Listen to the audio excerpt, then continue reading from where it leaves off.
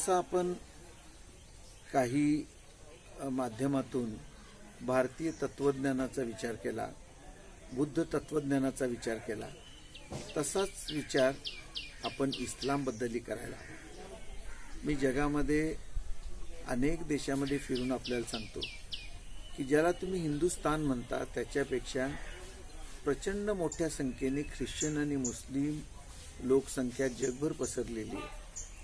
त्यांच्या अनेक ठिकाणी जर पाहिलं तर दुबईमध्ये रात्री 11 वाजता हिंदू स्त्रिया सुद्धा निर्धास्तपणे निर्भयपणे फिरू शकतात, परंतु आमच्या भारताच्या राजधानीमध्ये निर्भयासारखी हत्याकांड होतात।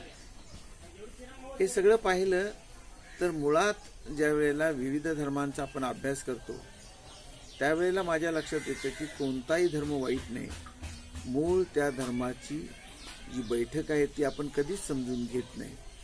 एक 4 अतिरेक्यांच्याकडे बघून एखाद्या धर्माचं मूल्यमापन करणं हे गैर आहे। मी जेरुसलेममध्ये जवळजवळ 4-5 धर्माची ती जन्मभूमी आहे।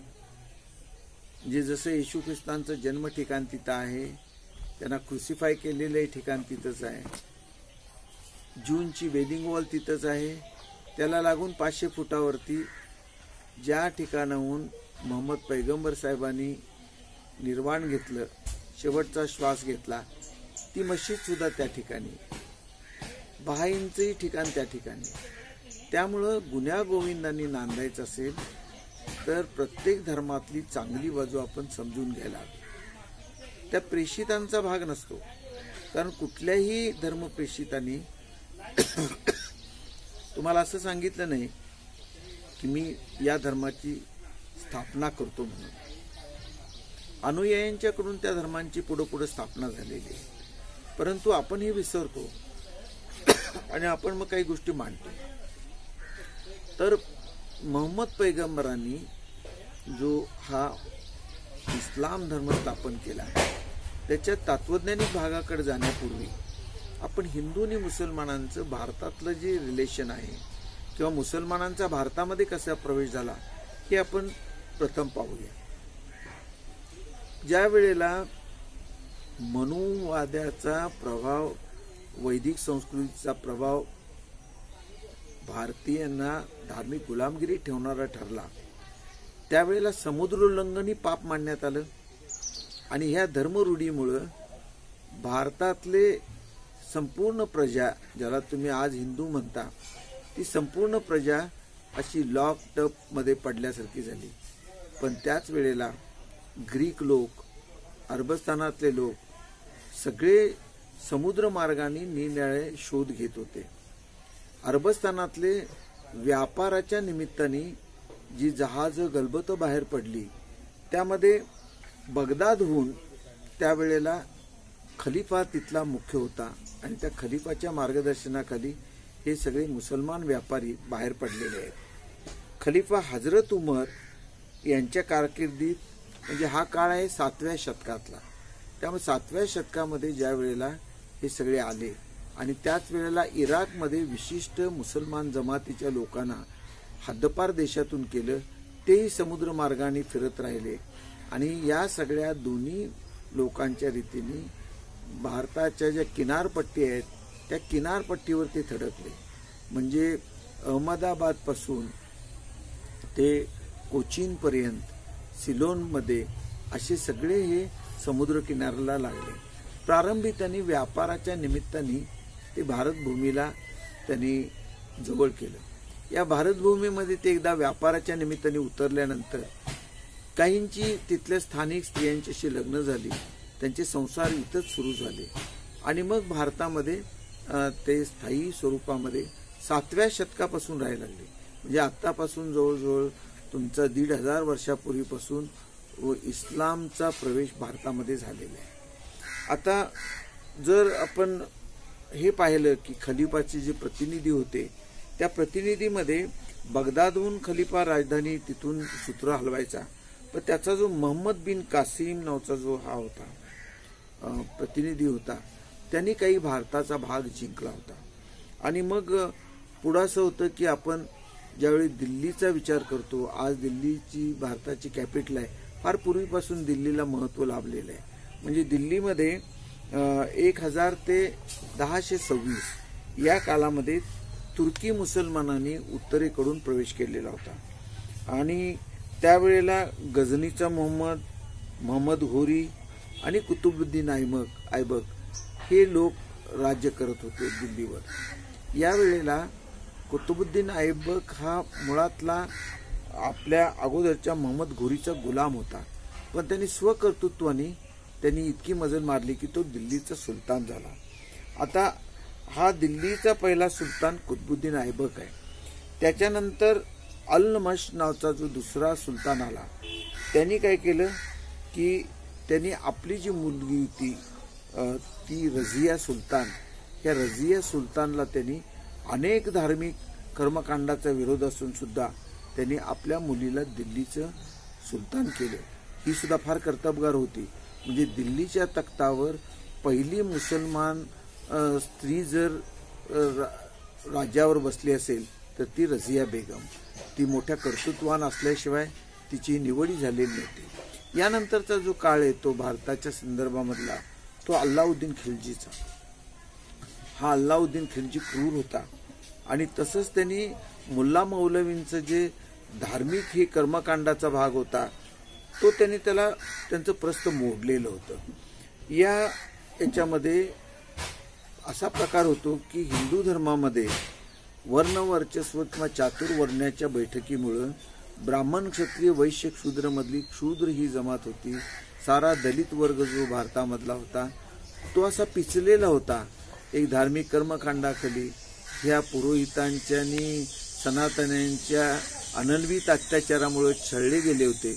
ज्यांच्या थुंकी सुद्धा रस्त्यावर पडू नये म्हणून ज्यांच्या गळ्यात मडकी बांधलेली होती, ज्यांची धुळीमध्ये पावलं उठू नयेत म्हणून त्यांच्या पाठीमागे झाडू बांधलेला होता, यांना पशुपेक्षाही वागणूक ह्या समाजाने दिल्यामुळं त्यांच्यातला एक भाग असा होता की मुसलमानांच्या मध्ये समता आणि एकतेचं जे स्वातंत्र्य होतं त्यामुळं हा सगळा समाज या तत्वाकडे आकर्षित होणं साहजिक होतं. अनेक ठिकाणी स्वेच्छेनं तर अनेक ठिकाणी सक्तीनं फार मोठ्या प्रमाणामध्ये भारतामध्ये धर्मांतर झाली आणि मुसलमानांची संख्या प्रचंड वाढली. आता याचं आकर्षण जे होतं इस्लामचं ते परमेश्वर एक आहे, म्हणजे ज्याला हिंदू एकेश्वरवाद म्हणतात, तो एकेश्वरवाद याच्यामध्ये इस्लाममध्ये होता. त्यामुळं आपल्या ह्याच्यामध्ये सुफी परंपरा आली. त्यामध्ये काही जे भारतामध्ये हिंदू मुस्लिम जवळ जे आले त्याला कारण काही संत परंपराही आहे. म्हणजे रामानंद आहेत, कबीर आहेत, नानक आहेत, नामदेव आहेत, तुकाराम आहेत. यांच्या शिकवणीमध्ये समता, एकता, बंधुभाव ही सारी तत्व त्यांनी मांडलेली आहेत. आज ज्याला आपण पुरोगामी विचारांची परंपरा म्हणतो त्या परंपरेतले हे आहे. म्हणजे संत नामदेवांच्या पंजाबपर्यंत गेले, त्यांचे जे अभंग होते ते गुरुवाणीमध्ये शिखांनी सुद्धा आपल्या गुरुग्रंथ साहेबामध्ये समाविष्ट केलेले आहेत. संत तुकारामांचा भाग घेतला तर ते पुरोगामी विचारांचे होते. त्यांनी धार्मिक कर्मकांड, जातीभेद या सगळ्या गोष्टी मोडून काढलेल्या होत्या. ते एक प्रकारचे बंडखोर संत होते.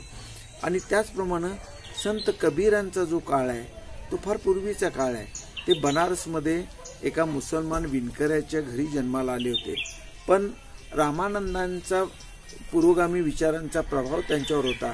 धर्मसमन्वयाचा भाग संत कबीरांच्यामध्ये दिसतो. पण संत कबीर ज्यावेळी जातीभेदाच्या विरुद्ध बोलायला लागले, ज्या वेळेला मूर्ती पूजेच्याबद्दल, निर्गुण निराकाराबद्दल बोलायला लागले, त्यावेळी काशीच्या विश्वनाथ मंदिरातील अनेक पंड्यांनी, अनेक पुरोहितांनी त्यांचा छळ सुरू केला वेगवेगळ्या पद्धतीने आणि मग त्यांना बनारस सोडायला लावलं. हे बनारस कबीरांनी सोडलं तरी कबीर पंथी जी आहेत किंवा कबीरांचा जो हा समाजावरचा इम्पॅक्ट आहे ही शेकडो वर्ष झाली तरी कबीरांना आजही आपण विसरत नाही. कारण कबीरांचे अत्यंत व्यवहारी आणि पुरोगामी विचार आहेत, ज्या विचारातून खऱ्या स्वरूपाचं ईश्वराचं दर्शन होतं. आणि कबीर हे असे मोठे संत होऊन गेले की ज्यांच्यामुळे हिंदू आणि मुसलमान यांच्यातील दरी खूपच कमी झालेली होती. ते म्हणत की जर तुमचं अंतःकरण शुद्ध नसेल तर गंगाजल असो, नाहीतर तुम्ही काशीला जा किंवा हाजची यात्रा करा, त्याच्यामध्ये तुमचं जर मन शुद्ध असेल तरच त्याला अर्थ आहे, नसेल तर ह्या यात्रांना जत्रांना काही अर्थ नाही. परमेश्वर कुठं दूर नसतो, तुमच्या अंतःकरणात असो, अशी कबीरांची शिकवण होती.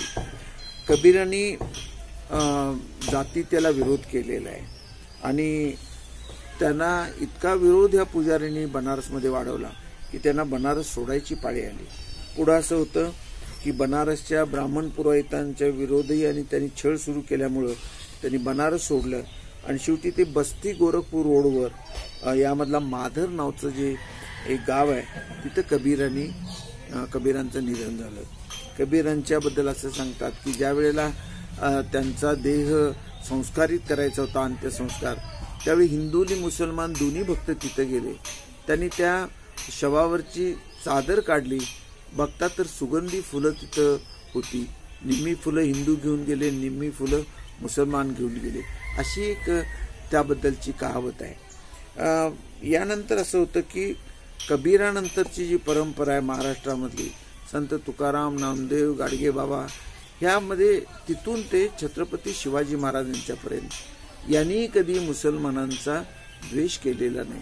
त्यामुळे हिंदूनी मुसलमान ऐक्य आजही आपल्याला जे दिसतं, कोल्हापूरच्या छत्रपती शाहू, त्यांच्या अगोदरचे शंभूराजे, या सगळ्यांच्या मध्ये त्याचा अर्थच असा की कोणीही अतिरेकी हिंदू धर्माचा प्रचार करणारे कोण नव्हते, एकमेकाला समजून घेणारे होते. त्यामुळे इस्लामचा जो तात्विक अर्थ आहे तो आपण पुढच्या भागामध्ये बघू.